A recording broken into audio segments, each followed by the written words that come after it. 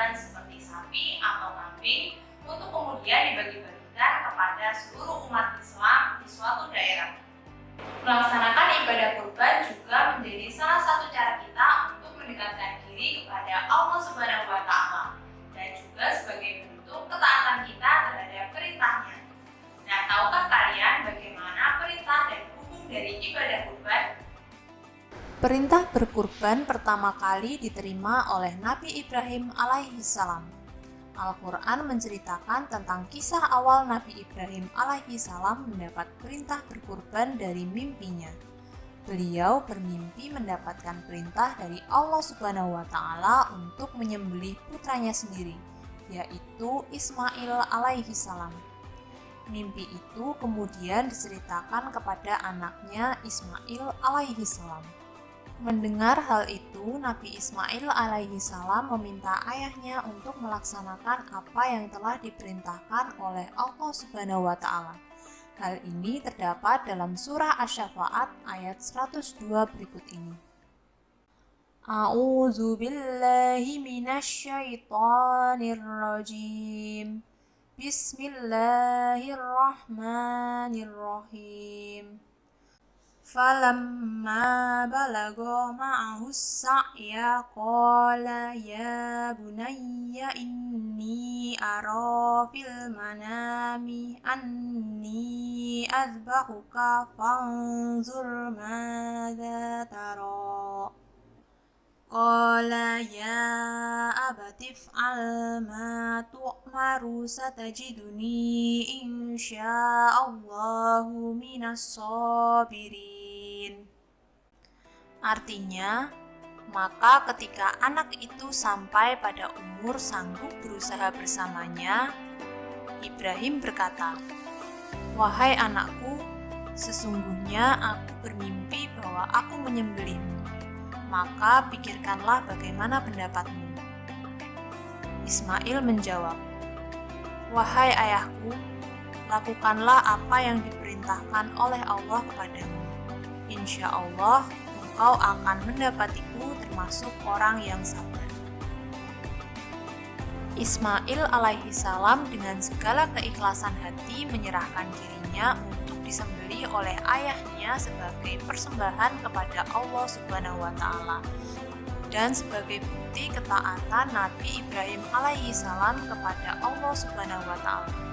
Ketika acara penyembelihan segera dilaksanakan, tetapi Allah Subhanahu wa Ta'ala mengganti Ismail dengan seekor domba, seperti dikisahkan pada surah Asy-Syafa'at ayat 106 dan 107.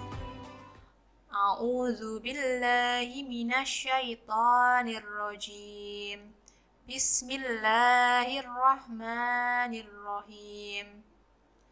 Inna hadza lahuwal bala'ul mubin.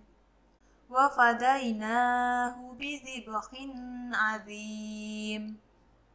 Artinya, sesungguhnya ini benar-benar ujian yang nyata, dan kami tebus anak itu dengan sesembelihan yang besar. Perintah berkurban ini telah disebutkan di dalam surah Al-Kautsar. Perintah untuk berkurban terdapat pada ayat kedua, pada lafaz wan-nahar, yang artinya dan berkurbanlah. Surah Al-Kautsar berbunyi, Bismillahirrahmanirrahim. Inna a'tainakal kautsar fasholli li rabbika wanhar inna syani'aka huwal abtar. Artinya, sesungguhnya kami telah memberikan kepadamu nikmat yang banyak, maka dirikanlah sholat karena Tuhanmu dan berkorbanlah. Sesungguhnya orang-orang yang membenci kamu dialah yang terputus. Hukum berkurban menurut sebagian ulama adalah sunnah mu'akkad, yaitu ibadah sunnah yang dianjurkan mendekati wajib untuk dilaksanakan, sebagaimana hadis berikut ini. Umirtu bin nakhri wa huwa sunnatulakum.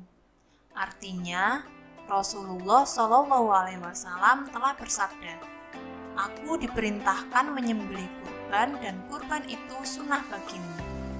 Hadis riwayat Tirmizi.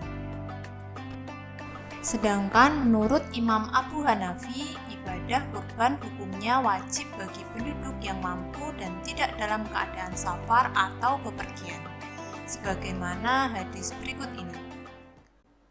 Qala Rasulullah sallallahu alaihi wasallam, "Man wajada sa'atan wa lam yudakhi fala yaqrabanna musallana." Artinya, Rasulullah Shallallahu Alaihi Wasallam bersabda, "Barang siapa yang memiliki kemampuan tetapi tidak berkurban, maka janganlah dia menghampiri tempat sholat kami." Hadis riwayat Ahmad. Dari hadis tersebut, yang dianjurkan untuk berkurban adalah muslim yang telah memiliki kemampuan. Ukuran kemampuan untuk berkurban sama dengan kemampuan seseorang untuk berzakat, yaitu memiliki kelebihan harta setelah terpenuhi semua kebutuhan pokoknya.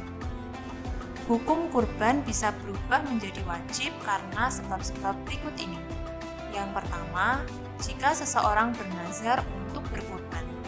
Yang kedua, jika seseorang telah mengatakan ketika ia membeli atau memiliki hewan tersebut, kemudian ia berkata, "Ini adalah hewan udhiyah atau hewan kurban," atau dengan perkataan yang bermakna sama,